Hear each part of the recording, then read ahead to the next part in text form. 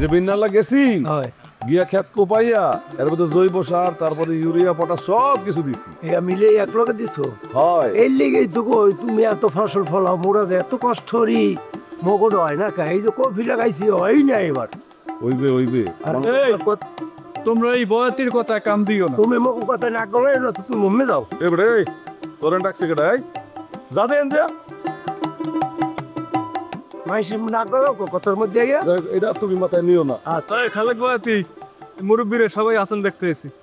তো শোনেন, পরিচয় করাই দিতে আসছি, এই ভদ্রলোক হচ্ছে ওই যে আপনাকে হাব্বু আছে না, তার বাসায় যে এক মাথারি আসছে ফর্সা করিয়া, ওনার স্ত্রী।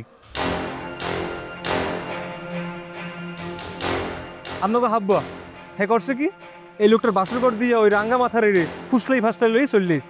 মাইয়ের কোমল বোঝেনি তো, একদম কোমলীয় নরম সব মায়ের মতো কাছে গলিয়া। আর এই সুযোগটাই হাব্বা কাজে লাগাইছে। মাই করছে কি, হাব্বর হাত ধরিয়া পলাই চললিস। এই খবর তোমরা অনেক আগেই পাইছি, গ্রামে মাইসে কানাফুসা করে, এই মাইসের মুখ তো চাপে ধরে এখন যায় না। এখন আপনারা গ্রামের মুরব্বী দেন কি বিচার করবেন? তাই আপনাকে সবার ঘরেই তো মা বোন আছে, আছে না? হ্যাঁ আছে। আমার মনে করেন আইসগো এই বিদেশি লোকটার বৌরি লই পলাইছে। তাই যে আপনাকে ঘরের মা বোনরে ফুসলি ফাসলি পলাইবে না, আর কি কোনো গ্যারান্টি আপনি দিতে পারবেন? না, এক গ্যারান্টি দিতে পারবো না। দেখ বাবলু, মোর মনে হইতেছে কি এখানে একটা গভীর ষড়যন্ত্র চলতে আছে। তুই ব্যাপারটা আরো ভালো করে তদন্ত কইরা পরে যা কর কইস। এ বাবলু, তুই যে কইতে আছো আর এই লোকের কথা যে সত্য, এর কোনো প্রমাণ কি তোমার কাছে আছে? ওরে বয়াতি, এই হাব্বর চারামিগুলো বন্ধ করো, বুঝলা?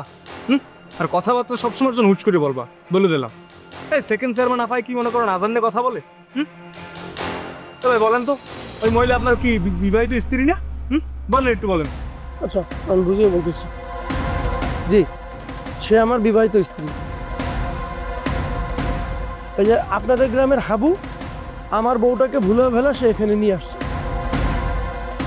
এরপরে যে আমি আমার বউটাকে কত জায়গায় খোঁজাখুঁজি করছি তা আমি আপনাদেরকে বুঝাইতে পারবো না।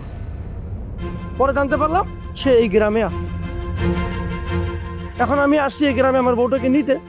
ওই হাবু এখন আমাকে থ্রেট দিচ্ছে, হুমকি দিচ্ছে, আমাকে গ্রাম থেকে চলে যেতে বলছে। শোনেন, আপনারা সবাই হচ্ছেন এই গ্রামের মুরব্বী।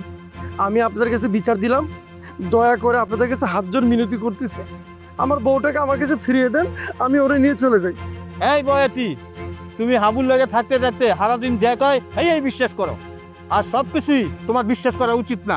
আর গ্রামের সবার বৌদি আছে, তাদের উপরে যদি মানুষের উল্টাপাল্টা নজর পড়ে, হাবু কত সুন্দর করে কথা কয়, তলে তলে যদি কিছু গটাইয়ে ফেলায়, তুমি টের পাবা, কিছু বুঝবা। আপনারা বুঝবেন কেমনি? আপনারা তো সরল সোজা মানুষ, আপনাকে মাথায় কি এই কঠিন বুদ্ধি আসবে? এটা খালি ওই হাব্বার মাথায় আসতে পারে।